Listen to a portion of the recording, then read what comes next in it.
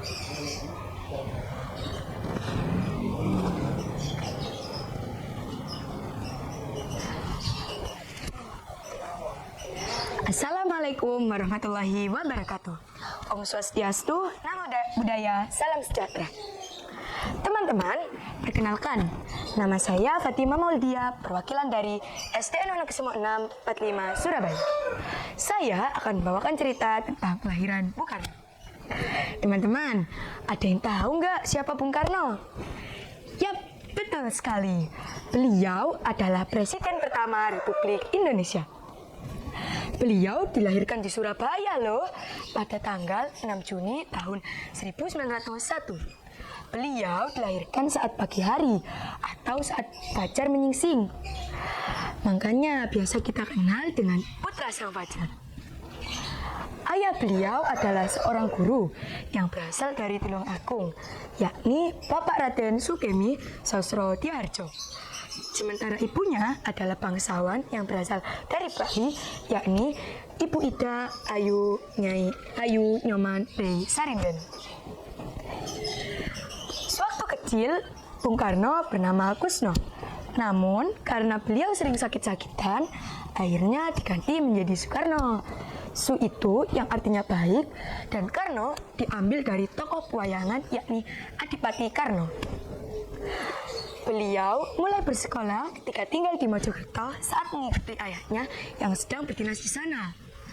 Sekolah pertama beliau yakni di EIS atau Earth Inland School. Lalu melanjutkan ke ELS atau European Leggere School saat kelas 5 agar beliau bisa bersekolah ke tingkat yang lebih tinggi. Setelah lulus dari ELS, beliau melanjutkan sekolahnya di Surabaya, yaitu di HBS, Hugger Burger School. Sekolah lanjutan yang ditempuh selama 5 tahun setara dengan SMP dan SMA. Selama beliau bersekolah di HBS, beliau tinggal di rumahnya Bapak Haji Umar Said Cokro Aminoto. Beliau tinggal di sana juga sambil belajar pergerakan bersama teman-temannya. Membaca buku adalah salah satu hobi beliau untuk mengisi waktu luangnya. Setelah lulus dari HBS, beliau ingin melanjutkan sekolahnya ke luar negeri. Akan tetapi, karena keterbatasan biaya, akhirnya beliau sekolah di dalam negeri.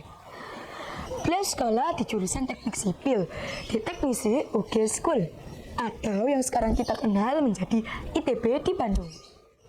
Pada periode 1934 sampai 1938, beliau diasingkan ke ND Flores.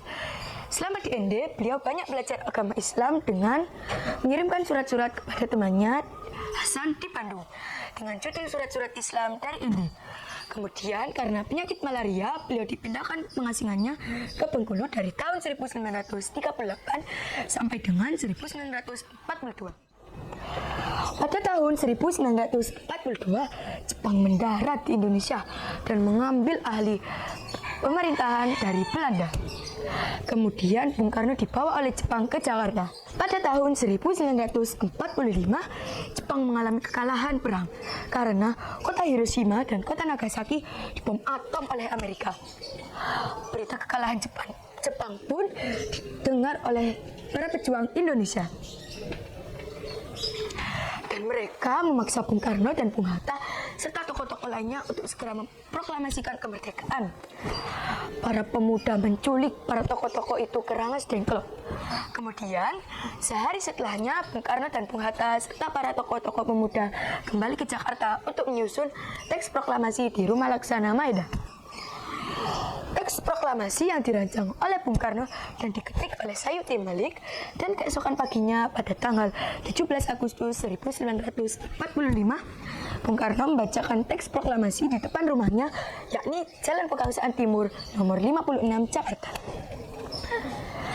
Pada tanggal 18 Agustus tahun 1945, satu hari setelah proklamasi, Bung Karno dipilih sebagai presiden dan Bung Hatta menjadi wakil presidennya. Setelah kemerdekaan Indonesia diproklamasikan, bukan berarti perjuangan berhenti, malahan jauh lebih berat. Karena yang menjadi musuh adalah bangsa kita sendiri, yang sama warna kulitnya, sama bentuknya, dan sama fisiknya. Setelah beliau tidak menjadi presiden, akhirnya Bung Karno dipenjara di rumahnya sendiri oleh pemerintah yang baru, yakni Wisma Yaso. Beliau meninggal pada tanggal 21 Juni 1970 di Rumah Sakit Angkatan Darat Gatot Subroto di Jakarta. Kemudian keesokan paginya beliau dibawa ke Blitar, Jawa Timur untuk dimakamkan berdekatan dengan makam ayah dan ibunya. Demikian teman-teman cerita tentang perjalanan hidup Bung Karno. Semoga bermanfaat. Terima kasih atas perhatiannya. Assalamualaikum warahmatullahi wabarakatuh. Om Swastiastu, Namo Buddhaya, Salam Sejahtera. Dadah.